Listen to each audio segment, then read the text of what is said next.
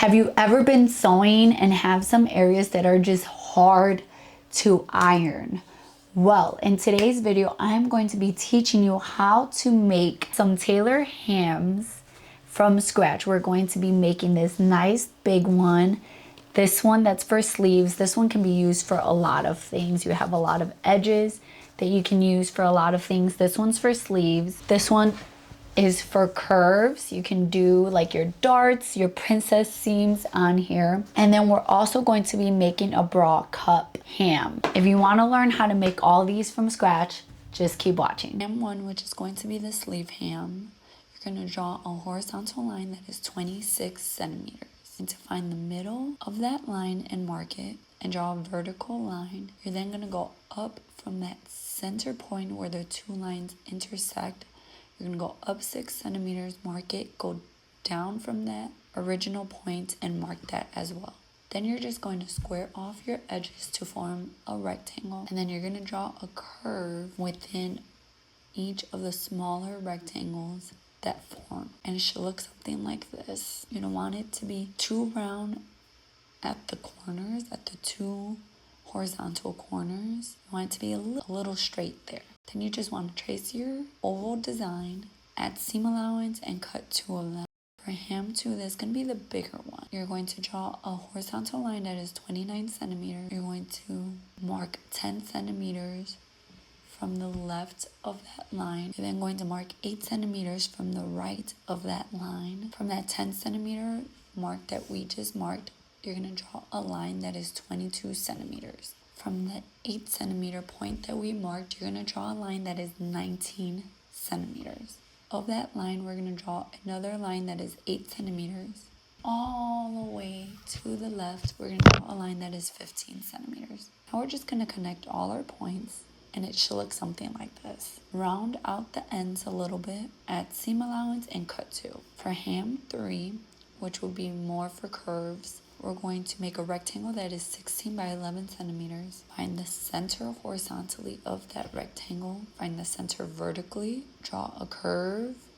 Round out your edges. This is the base, cut 1. Then we're going to draw a rectangle that's 22 centimeters by 11 centimeters. Find the center vertically. Then from that vertical line, we're going to draw a mark that's 4 centimeters to the left and then 4 centimeters to the right of that line. We're also going to go to the outer horizontal lines of the rectangle and we're going to go up 5 centimeters. Then from that 5 centimeter mark to the 4 centimeter mark, we're going to draw a curve. Then we're just going to trace that out, that seam allowance, and cut 2.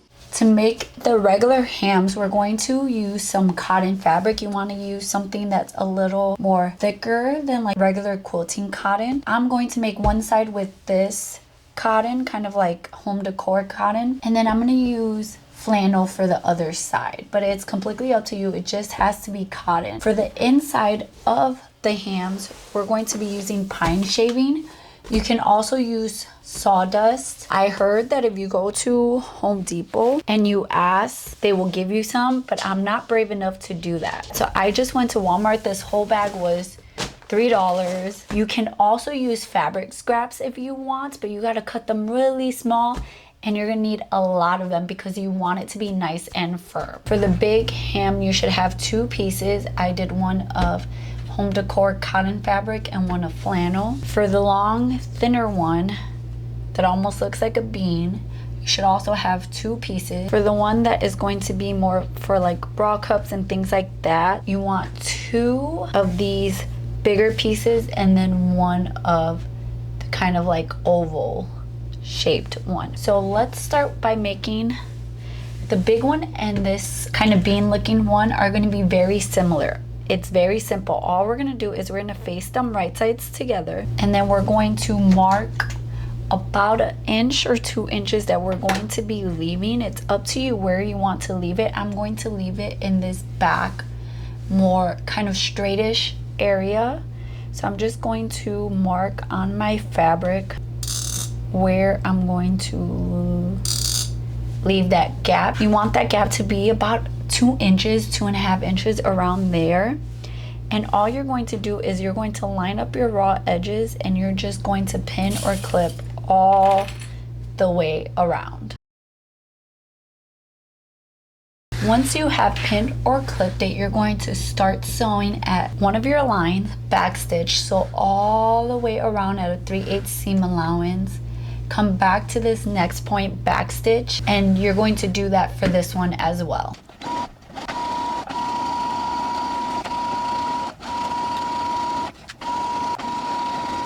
Once we have sewn these, we're going to help these curves flip out better, so you can use pinking shears and trim your seam allowance all the way around, or you can take scissors and cut some slits like that all the way around. You just want to make sure that you leave the area here that we left unsewn untouched. You want to do anything to that area. This is kind of how it should look. If you're using scissors, this is what it would look like. If you're using pinking shears, this is what it would look like. Then all we're going to simply do is go through that little gap we left unsewn, and we're going to start flipping our fabric right side out. Be careful with your stitches. You don't want to pop your stitches. And then you want to take something like pinking shears, nothing sharp, and kind of just help your fabric come out like that. And you want to repeat that for your other one as well. Now we're going to put these to the side for right now, and we're going to work on this weirdly shaped one that I promise will come in handy. To do this one, we're going to line up these two pieces right sides together, making sure that we have the right curves on top of each other. We're going to mark about a centimeter from this bottom here, and we're going to do that on both sides. We're going to pin or clip starting at this point all the way to the other point that we just marked. And then we're going to sew, making sure to backstitch here, sew at a 3/8 seam allowance all the way to the other side, backstitch there. Once you have sewn that, you want to use your pinking shears again or clip into your curves, making sure you're not going through your stitches. Now we're going to line up our side seams here, and then we're going to quarter this. So we're going to go all the way to one side. I like to do a little snip. You can use a pin, you can mark it however you want. But you see when I snip it, it creates this little triangle there. And that's going to help me align my other piece with it. So I'm going to do the same thing, line up the seams, go all the way to the other side, make a snip. And now we're going to do the same thing with this piece here. I'm going to fold it in half horizontally, mark the two ends. Then I'm going to line up those two marks here, fold it in half the other way, and then snip the other two ends. And you want to make sure that your snips are always smaller than your seam allowance. So you see now I have 1, 2, 3, 4 snips. So now I'm going to take my other piece. You see how this is, you have your longer curves here and then like shorter sides there. So you want to make sure you're lining it up with your longer curves along the long curve of that one. So we're just gonna be lining up those notches there, and you can pin or clip it. And this is kind of why we left the 1 centimeter from here, so then you can open up this seam here and pin or clip there. And just continue to do that for your remaining notches. Now we're also going to want to leave a gap on this one. So take a marking tool and mark an area where you want to leave a gap. Honestly, probably be along these longer edges here. So I'll probably leave one maybe about there or so. Maybe make it a little bit bigger. So about 1.5 inches, 2 inches. And then we're just gonna take this over to our sewing machine and we're gonna sew here, backstitch, sew all the way around, and then backstitch at a 3/8 seam allowance. So backstitch, and then just slowly pay attention to your fabric. Just reorganizing it a little bit at a time.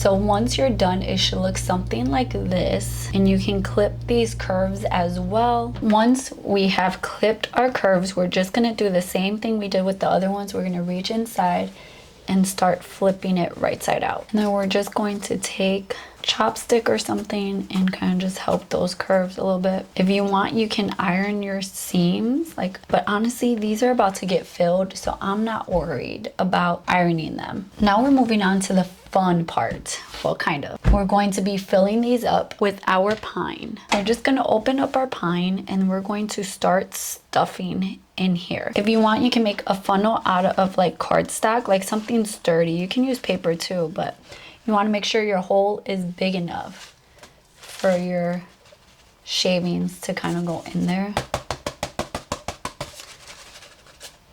Just shake it through and just fill it up.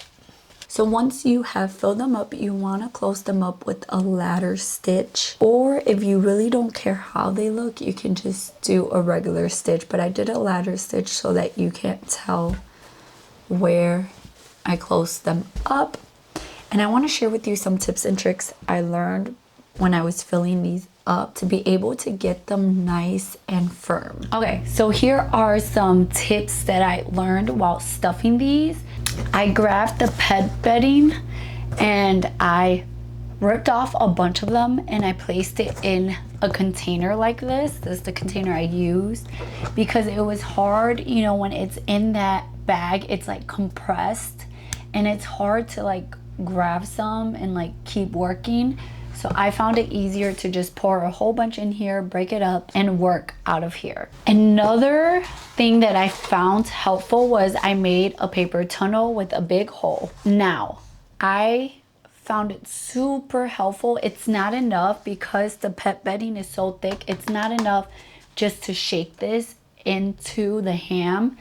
I found it helpful to just take, this is my water soluble sewing marker, and I just pressed it down and it made everything go much faster because I was frustrated at first because it wasn't going in there, but pushing it down made it so much faster. Now, it's going to take a while. I just know you need to be patient as you do this filling process because it does take a while and you have to really stuff it. So what I did is I stuffed it all and then I took my marker and I would compress, just kind of like poke in there to kind of create more space and move my bedding towards the edges here and then create more space, keep filling it up. And I kept doing that until it got the firmness that I wanted. So it does take a while. You need to have patience. This one was the fastest to stuff, but you need to have something thick like a marker and just press in there and then keep stuffing those areas until you get it where you wanted. Use your marking tool to poke, to kind of push the bedding towards your edges. To make our bra cup ham, we're going to be using terry cloth, our cotton fabric, our wooden rounds, some sewing needles, thread, and a marking tool, and a hot glue gun. You want your wooden round to be just a little bit smaller than your spear here. So you want to cut a circle that's about 12 centimeters or about 4.75 inches all around. I cut my terry cloth a little bit smaller because I was trying to figure out what size was best. All we're going to do is we're going to take a sewing needle and some thread and we're going to do a basting stitch along the outside of this. So we're just going in and out, and all we're trying to do is gather up the fabric. You could do a gathering stitch on your sewing machine if you want. We're just going in and out, kind of like a accordion style, just so that we can gather our fabric. So once we have done that, we're going to get our foam and we're going to stick that inside of here. And then you just want to pull on your threads and kind of close it up so that your terry cloth is tight. And then you're just going to tie a knot in your threads and clip it off. And if you want, you can put some hot glue and press down on your fabric to stick to your foam. And then now we're just gonna take one of our wooden rounds. We're gonna take some hot glue all around it, and then we're going to press down and cover that area there. So it should start looking like this. Now we're going to repeat the same thing for the outer fabric.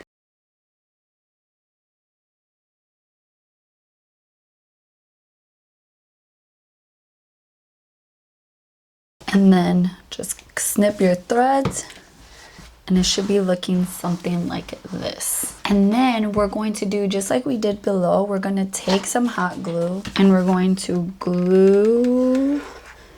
place glue all over our wood, and then we're going to place that down, pressing really tight. And then personally, I'm going to glue another glue round on top of this, but if your wooden round is thicker, you really don't need to do this. I'm just doing this for myself, and then I'm just going to press that down. And if you feel like you need to add glue, and like if there's like any little crevices right there, you can. And now your little bra cup ham is all done. I hope you guys enjoyed this video. I hope you found it helpful and informative. We made 4 different hams in here, and they're all gonna help you press, because let's face it, buying tailor's hams can be kind of pricey. So this is a nice cost-effective way for you to make some on your own until you can afford to buy the real deal. Hope you guys enjoyed this video. I love you guys, and I'll see you in my next video. Bye guys.